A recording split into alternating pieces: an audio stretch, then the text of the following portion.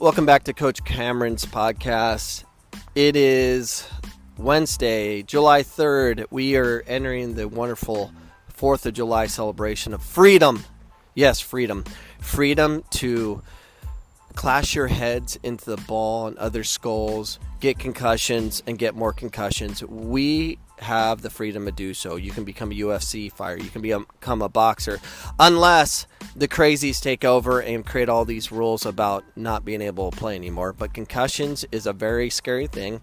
It's also a misguided thing as far as discussing what should we do about concussions. And this is where we have problems. We're going to have legislation happen by people that have no understanding of concussions, and they're gonna rule on what we should do. Now there's things that have to change. So we have Brandi Chastain out there advocating for changing the game and paying attention to concussions and stuff like this. Soccer is listed as number 2 in concussions, just under football. This is a problem because we're getting diagnosed of concussions that aren't concussions. So let's be careful what concussions are. I see it all the time. A lot of people fake them so they can get out of things. I've seen it time and time again as a coach that I have a concussion. I can't practice today. I have a concussion because I have a migraine and my boyfriend dumped me today. You have those. So the problem is you can't identify them. You can't.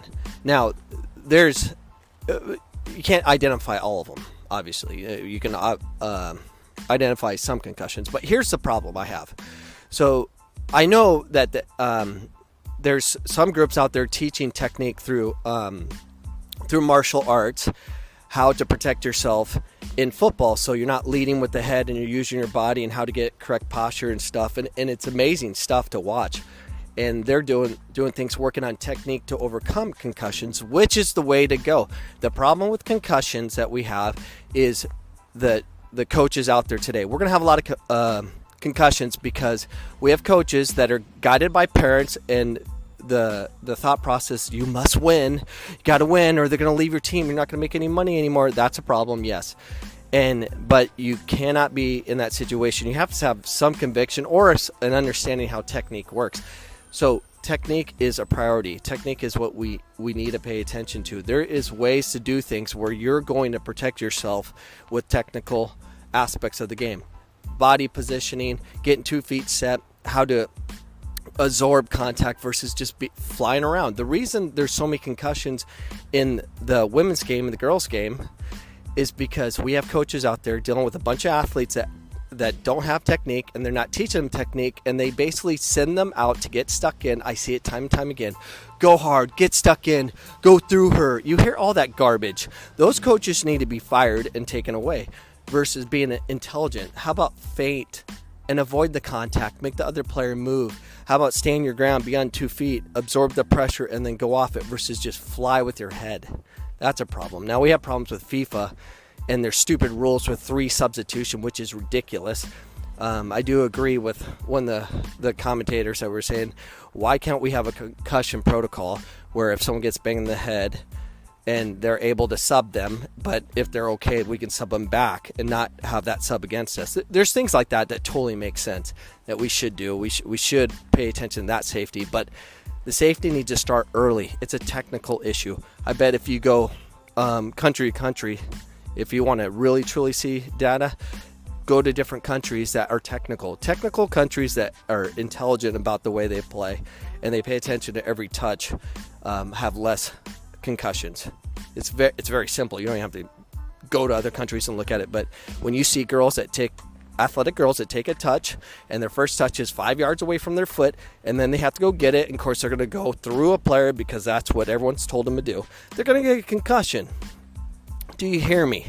So here we are with these concussions, and we got to be careful who's leading the charge. I don't want Brandi Chastain, who is known for going through people and getting stuck in and flying all over the place, being the advocate. I want like Mia Hamm. Give me someone that's technical to lead the charge.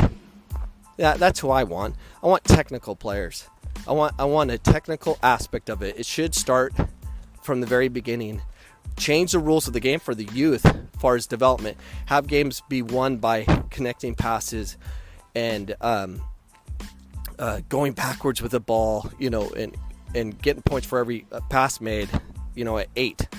But no, we have to win. We have to go forward. We have to fly. We have to kill ourselves. So it's a problem. We have a problem, and it's always adults screwing it up. If we had freedom of play, let the kids play, there'd be less concussions because they're not being told to go through things. So that mom or dad or parent or coach, paid coach, is feeling good. They won. Congrats, you won.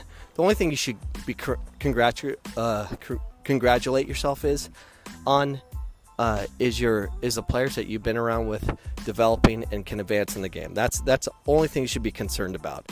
So those are my thoughts on this whole concussion mess that's going to come about, and I'm sure I'm going to be talking about much more. So anyways, so who will the U.S. play? I don't know. I don't care, but I'm pretty confident we're going to win this World Cup. Peace out.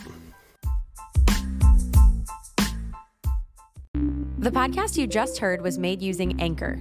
Ever thought about making your own podcast? Anchor makes it really easy for anyone to get started. It's a one-stop shop for recording, hosting, and distributing podcasts. Best of all, it's 100% free. Sign up now at anchor.fm/new. That's anchor.fm/new to get started.